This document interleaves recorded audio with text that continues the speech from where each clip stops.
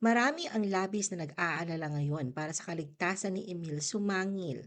Kilala si Emil bilang isa sa mga hindi uurong na mamamahayag pagdating sa pagbusisi ng mga sensitibo at delikadong issue. Atin siyang lubos na kilalanin. The Philippine Showbiz List presents Sino si Emil Sumangil? Si Emil Sumangil ay isa sa mga mukha ngayon sa larangan ng pagbabalita sa telebisyon sa Pilipinas. Ipinanganak noong November 23, 1978, si Emil ay 46 years old na ngayon at kilala hindi lamang bilang isang mahusay na news reporter, kundi pati na rin bilang isang TV host para sa GMA Integrated News at GMA Public Affairs. Bago siya tuluyang nakilala bilang bahagi ng GMA Network, nagsimula muna siya sa ABS-CBN Corporation mula 2002 hanggang 2005.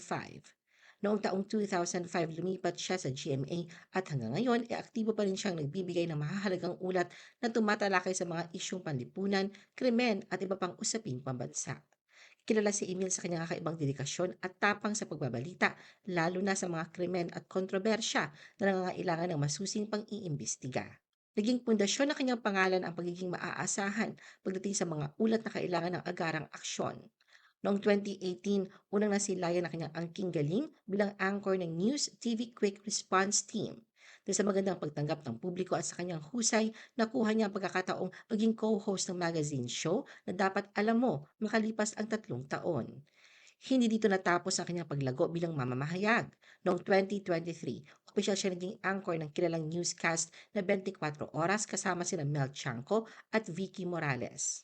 Bukod dito, binigyan din siya ng pagkakataon na magkaroon ng sarili niyang investigative public service program na pinamagatang Resibo, Walang Lusot ang May Atraso. Matapos ang pagpanaw ng batikang mamamahayag na si Mike Enriquez noong November 20, 2023, opisyal na naging regular anchor si Emil ng 24 oras. Sa kabila ng kanyang pagiging abala sa telebisyon, hindi pa rin niya nakakalimutang tuparin ang kanyang tungkulin sa simbahan bilang isang reader sa isang parokya sa Mandaluyong. Maliban sa kanyang propesyon, isang masipag at mapagmahal na asawa si Emil kay Michelle Sumangil. Magkasama nilang binubuo ang isang tahimik ngunit masayang pamilya kasama ang kanilang 2 anak. Hanggang sa kasalukuyan si Emil ay isa sa mga haligi ng GMA Integrated News at patuloy na magiging inspirasyon sa mga kabataan na nais tahakin ang mundo ng responsableng mamamahayag.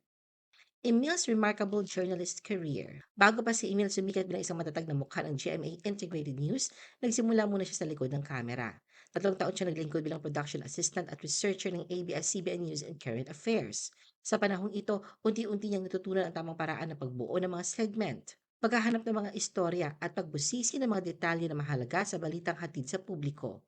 Noong 2004, lumipat siya sa GMA Network kung saan ipinagpatuloy niya ang kanyang propesyon bilang writer at producer ng mga segment para sa mga programa ng GMA Public Affairs. Ang kanyang pagiging field journalist ay nakatuon lalo na sa mga krimen at mga sensitibong balita na nangangailangan ng tapang at tiyaga. Isa sa mga pinakatumatak na kwento na kanyang tinutukan ay ang segment na Justice, Condominium Behind Bars para sa 24 oras na tumalakay sa siksikang kondisyon ng Santa Rosa City District Jail. Dahil sa husay ng pagkakagawa at lalim ng istorya, ito ay kinilala at umabot pa sa nominasyon para sa Golden Nymph Award. Noong 2017, nag-ambag din siyang dokumentaryong Sa Puso ng Digmaan na ipinalabas sa kilalang programang Eyewitness. Dito niya muling pinatunayan ang kanyang kahusayan sa pagtalakay ng mga sensitibong paksa na hindi basta nabibigyang pansin ng karamihan. Pagsapit ng 2018, isang bagong kabanata ang bumukas para kay Emil nang italaga siyang anchor ng News TV Quick Response Team. Nang umalis si Jiggy Manikad sa network upang tumakbo sa Senado noong 2019, si Emil ang napiling pumalit sa kanya sa programa. Ngayong 2025, nominado si Emil bilang Best Male Newscaster para sa 24 Oras at Best Public Service Program Host para sa Resibo Walang Lusot ang May Atraso ng PMPC Star Awards for Television. Emil's life is in danger due to his expose on the missing sabongeros. Marami ang labis na nag-aalala ngayon para sa kaligtasan ni Emil. Kilala si Emil bilang isa sa mga hindi uurong na mamamahayag pagdating sa pagbusisi ng mga sensitibo at delikadong issue. At kamakailan nga ay muling napatunayan ito sa sunod-sunod niyang ulat at panayam kaugnay ng misteryosong pagkawala ng mga sabongero na nagsimula pa noong January 2022.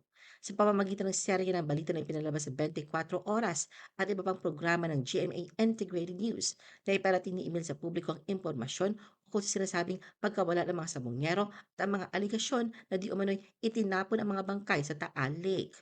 Ang mga impormasyong ito ay binahagi ni Julie Dondon Patidungan, kilala rin sa alias Totoy, na naging susi sa muling pagbuhay ng issue sa mata ng publiko. Sa mga revelasyon ni Totoy, idinawit niya ang pangalan ni Atong Ang at Gretchen Barreto at ilan pang tauhan ng PNP na di umano'y sangkot sa insidente. Dahil dito, lalong uminit ang usapin at naging sentro ng balita sa iba't ibang programa. Habang lalong umiinit ang sitwasyon, hindi maikakailan na nalalagay ngayon sa panganib ang buhay ni Emil. Maraming netizen at mga kapwa mamamahayag ang nagpahayag ng kanilang pagkabahala at nagpaabot ng panawagan sa mga kinauukulan at tiyaking ligtas si Emil at ang kanyang pamilya. Ang ginawa niyang paglalantad ng mga impormasyon tungkol sa pagkawala ng mga sabongero ay isang matapang na hakbang na lalayong maibigay ang hustisya sa mga biktima at kanilang pamilya.